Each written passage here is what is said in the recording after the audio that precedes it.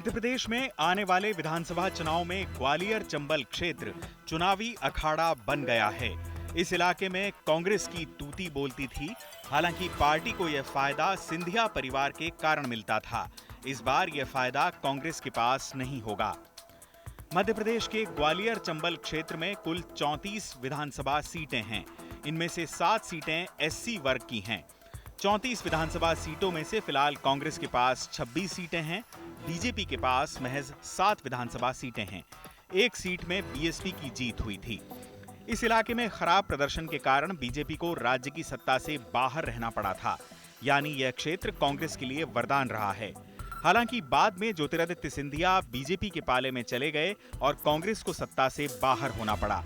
इस क्षेत्र की अहमियत इसी तथ्य से समझी जा सकती है कि फिलहाल शिवराज मंत्रिमंडल में 5 मंत्री ग्वालियर चंबल क्षेत्र से ही हैं। दरअसल बीजेपी और कांग्रेस दोनों ही दल ये मानकर चल रहे हैं कि जो इस क्षेत्र में बढ़त बनाएगा वही मध्य प्रदेश के चुनावी समर का विजेता होगा। अब बात बीजेपी की रणनीति की।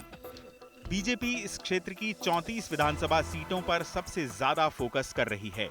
रणनीति के तहत आलाकमान ने ज्योतिरादित्य सिंधिया को यहीं बने रहने के लिए कहा है। इसलिए 2 केंद्रीय मंत्री ज्योतिरादित्य सिंधिया और नरेंद्र सिंह तोमर लगातार यहां बने हुए हैं। दोनों नेता हफ्ते में 2 बार तो प्रदेश का दौरा कर ही रहे हैं। पार्टी आलाकमान ने इन सभी मंत्रियों को अपने अपने इलाकों में फोकस करने के लिए कहा है। माना जा रहा है कि ग्वालियर चंबल का क्षेत्र मध्य प्रदेश विधानसभा चुनाव के लिए निर्णायक साबित होगा। जो यहां जीतेगा वही राज्य में परचम लहराएगा। कांग्रेस भी सिंधिया के इस गढ़ को भेदने पर सबसे ज्यादा जोर दे रही है।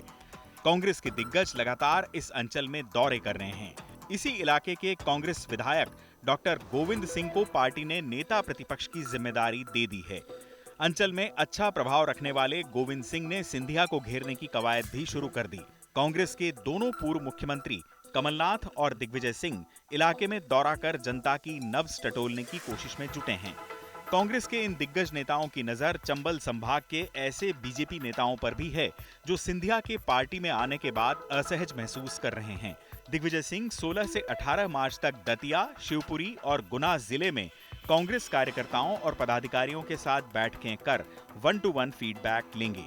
पहले इस अंचल में कांग्रेस के टिकट वितरण की जिम्मेदारी ज्योतिरादित्य सिंधिया के पास थी। अब यह काम दिग्विजय सिंह के पास होगा। पिछले चुनाव में SC/ST वर्ग ने संभाग में कांग्रेस का साथ दिया था। पार्टी ने इस वर्ग को अपने साथ बनाए रखने के लिए रविदास जयंती से ही कवायद शुरू कर दी है। जाहिर है मध्य प्रदेश विधानसभा चुनाव का सबसे बड़ा रणक्षेत्र इस बार ग्वालियर चंबल क्षेत्र ही होने जा रहा है। चुनाव आज तक।